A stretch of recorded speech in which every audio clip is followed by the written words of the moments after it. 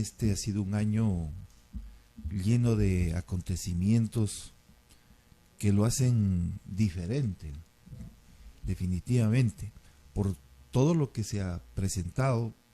Y acaba usted de hacer un reportaje de los acontecimientos previos al inicio del juicio político, en donde evidenciamos inclusive que, a pesar de todas estas denuncias y de la necesidad de que esto se investigue y llegue a su final, la Corte Constitucional ahí cometió un gravísimo error, porque no había las pruebas necesarias como para justificar el juicio político, y finalmente esto terminó en un sainete, y la decisión que adoptó el presidente Lasso por la grave crisis política que se había presentado de disolver la Asamblea Nacional, creo que fue una decisión acertada, oportuna, porque le dejaba en manos del pueblo ecuatoriano la solución a un conflicto político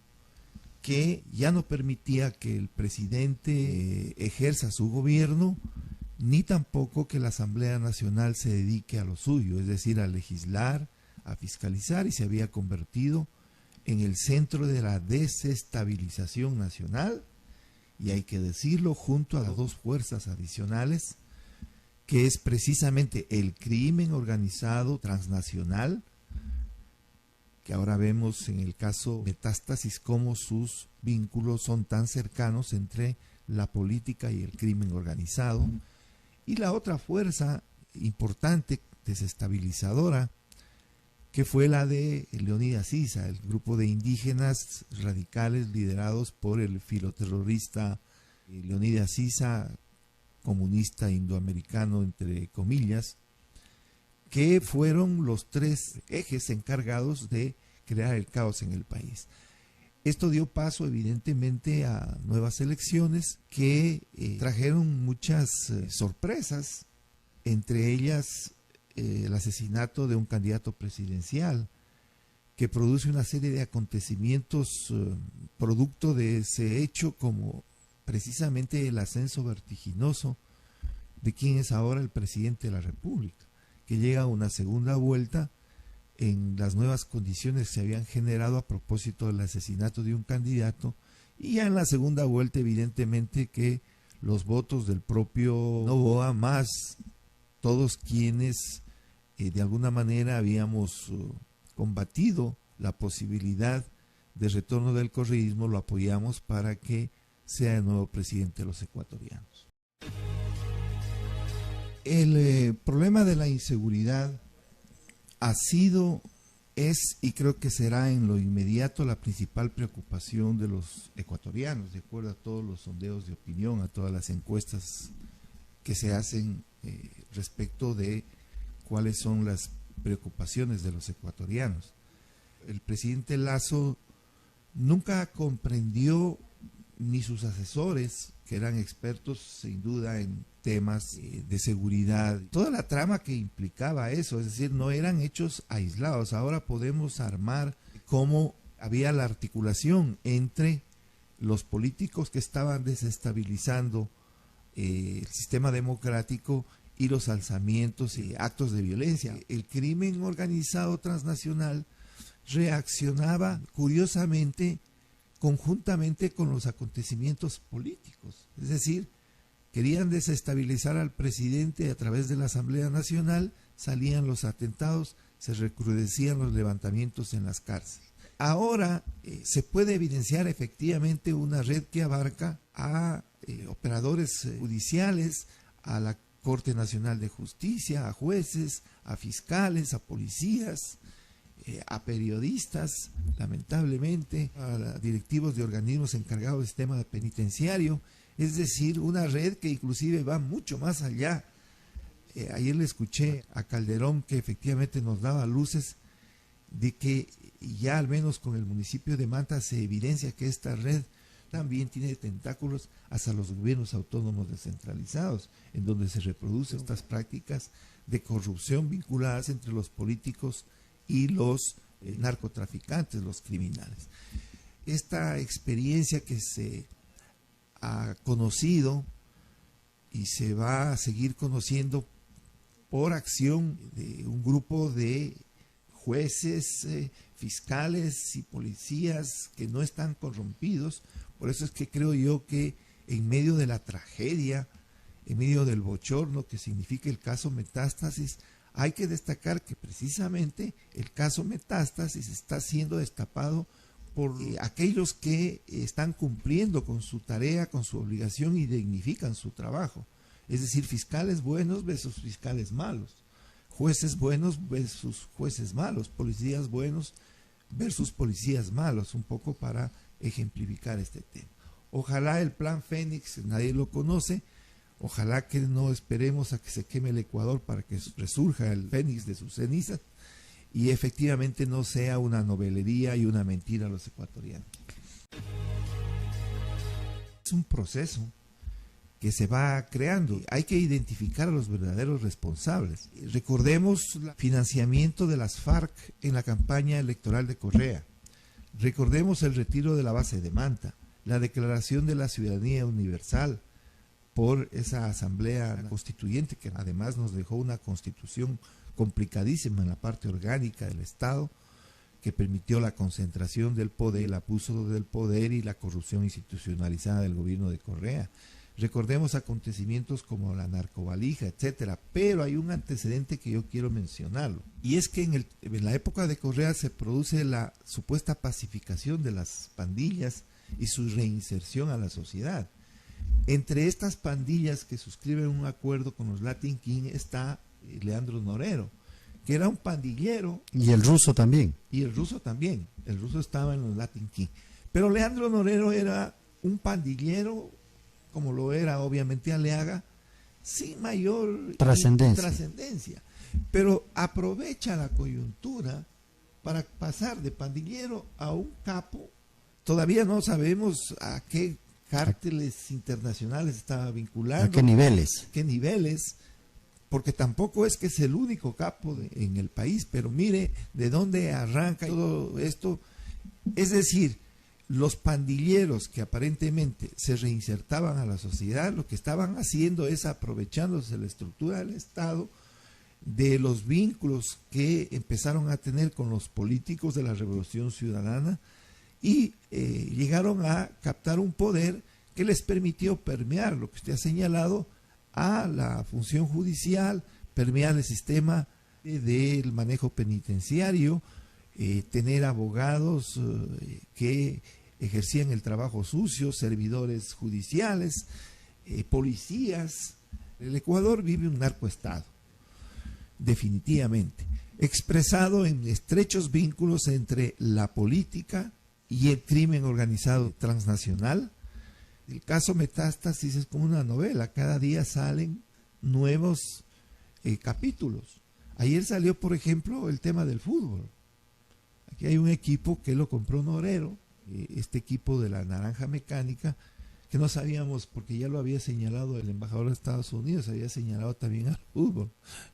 Entonces, no sabíamos cuál de los equipos era y ahí lo denuncian claramente quién es. Evidentemente, el Servicio de Investigación de los Estados Unidos, el FBI, y me imagino que el Centro de Inteligencia Americana, han aportado para que se esclarezcan muchos de estos casos.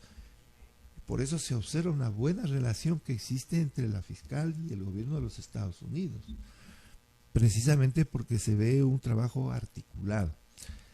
Pero por más esfuerzos que estos organismos de los Estados Unidos hubieran puesto, no se hubiera llevado adelante hasta ahora en forma valiente, clara, el tema del caso Metástasis sin una fiscal como la que tenemos. O sea, yo creo que se convierte también en el personaje del año. Debemos destacar que es una fiscal valiente, que gracias a su esfuerzo se pudo poner a Rafael Correa y sus secuaces en la condición de delincuentes con sentencia ejecutoriada, varios de ellos prófugos de la justicia, están sin derechos políticos y no podrán, no arman por ahí una triquiñuela alrededor del posible recurso de revisión, pues regresar al país. También hay policías honestos que han trabajado en eso, también hay jueces que efectivamente han permitido que esto se destape y que no se cubra con un manto de impunidad el crimen organizado transnacional que evidentemente ha tendido una red a nivel de toda la estructura del Estado. Nos preocupaba tener como nuevo presidente, un presidente candidato, es decir, que esté pensando en las elecciones del 2025. Y habíamos señalado que el Ecuador necesita no un presidente candidato para el año 2025, sino un estadista que realmente pueda trascender en este año 6 meses. Es decir, un presidente que más allá de los efectos políticos y de los resultados que se tenga a nivel de la aceptación electoral, tome las decisiones adecuadas. Yo no veo en Noboa efectivamente que se esté yendo por ese lado. Estas dos leyes urgentes, la primera ya aprobada y la otra que alguna cosa interesante tiene a nivel de la eficiencia energética por los problemas que se han presentado, no son trascendentes a la hora de solucionar problemas estructurales del país, que es el permanente déficit fiscal. Aquí se ha dicho varias veces a propósito de comentarios, por ejemplo de Dajic, de Carrera, que si no se toman las decisiones adecuadas el Ecuador va al despeñadero y podemos llegar a una crisis económica gravísima como la que antecedió a derrocamiento del gobierno de Maguad y la adopción de la dolarización. Y es que el déficit fiscal en el país es inmanejable. Y si el gobierno no toma decisiones trascendentes en cuanto a la reducción del gasto y al mejoramiento de los ingresos por la vía de la eficiencia en la recaudación, por lo menos, o en una optimización del tema impositivo, el Ecuador está sin rumbo y poco se va a poder hacer. Y a lo mejor terminamos con un Ecuador más complicado, hecho pedazos, y un presidente que no va a ser reelegido, porque la única posibilidad que yo le veo al presidente Noboa de que sea reelegido en el 2025 es que precisamente lo que haga realmente trascienda y que efectivamente se observe un mejoramiento de la situación económica nacional y la tan necesaria y esperada reactivación económica que pasa por la inversión. Sin inversión será imposible reactivar la economía. Y el otro tema paralelo, o a lo mejor más importante, es el tema de la inseguridad. Si no se toman decisiones en esos ámbitos, téngalo por seguro que Noboa se quedará con las ganas de la reelección, sin duda. Todavía está a tiempo, está un poco más de un mes. Ojalá recapacite, escuche las críticas que se hacen respecto de su gobierno. No nos guía ninguna intención, inclusive política. No ganamos nada con el fracaso del presidente Noboa. Perdemos todos los ecuatorianos. Queremos que las cosas que hagan bien. Pero todo lo que ha venido haciendo hasta aquí ha sido improvisación, ha sido evidencia de una falta de planificación, falta de un equipo que efectivamente le ayude a tomar estas decisiones fundamentales, falta de comunicación. El Ecuador no sabe qué está haciendo el presidente Noboa, qué va a hacer. Países que en determinado momento han estado en situaciones tan o más conflictivas que el Ecuador, como el Perú y como Colombia, han logrado captar porcentajes de inversión extranjera en relación del Producto Interno Bruto sobre el 5%, sobre el 5%.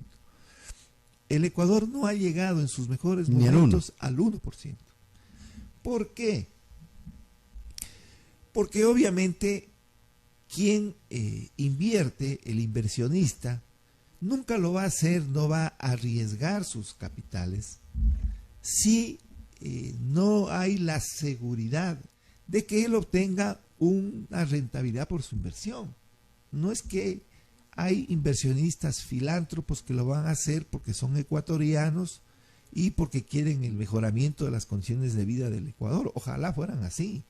Pero el problema es que inversión nacional o inversión extranjera no va a haber si no hay condiciones mínimas de seguridad jurídica, que va más allá de la inseguridad ciudadana, digamos. Es un problema más complejo que se agrava por los problemas de inseguridad ciudadana, pero fundamentalmente tiene que ver con el hecho de que no se respeta un ordenamiento jurídico, que quienes deben garantizar que efectivamente la ley se aplique, que son los jueces, están vendidos prácticamente al crimen organizado transnacional, no todos obviamente, siempre lo he señalado, hay jueces, fiscales, probos que dignifican su trabajo.